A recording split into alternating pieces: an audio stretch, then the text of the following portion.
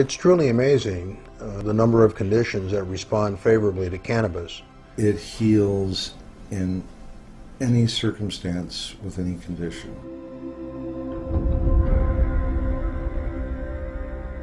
We're looking at an unexcelled wonder plant, herbal medicine that has no comparison. Cannabis is found in every major materia medica that has ever been written. It was included in the United States Pharmacopoeia from 1854 until 1941. The founder of modern medicine is a physician named Sir William Osler, who was prominent around the turn of the 19th to the 20th century. He wrote the first textbook of internal medicine, and in that textbook he said that cannabis was the most effective medication for the treatment of migraine headaches.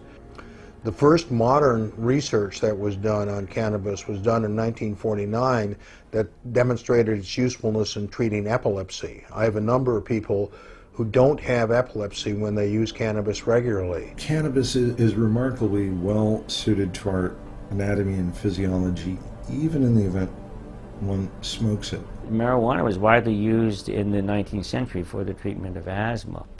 And in the 1970s, we found that marijuana has a bronchodilator effect.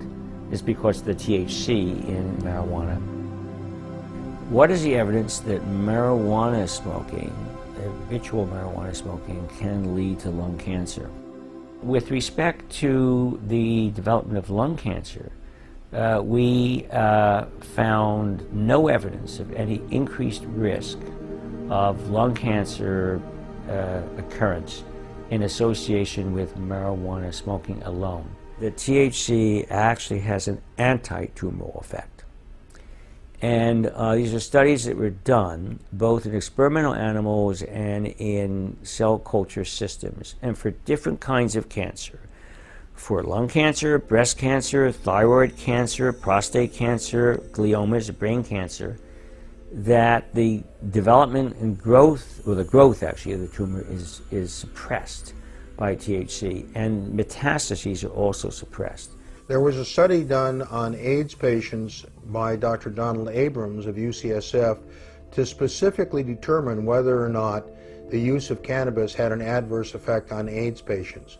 And rather than finding that it had an adverse effect, he found that it had a favorable effect and that it counteracted AIDS wasting syndrome. Cannabis is useful in relieving people's pain. People are able to decrease the amount of opiates that they're taking, and in some instances to stop taking opiates entirely for pain control. Antioxidant, anti-inflammatory, smooth muscle relaxant. It's also an antispasmodic.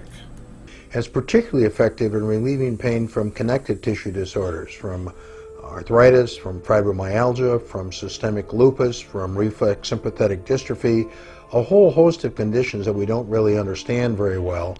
People seem to get a good relief from cannabis. From a medical viewpoint, cannabis has no overdose potential. It's helpful in dealing with the anxiety of people that have Alzheimer's disease.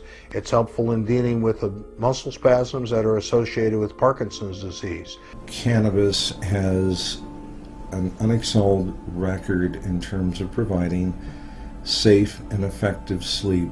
We did a little study of people with Crohn's disease and found that many of them were able to stop using steroids and stop using other medications that they had taken for their Crohn's, that they had less diarrhea, they had less abdominal pain. It was a true miracle for them.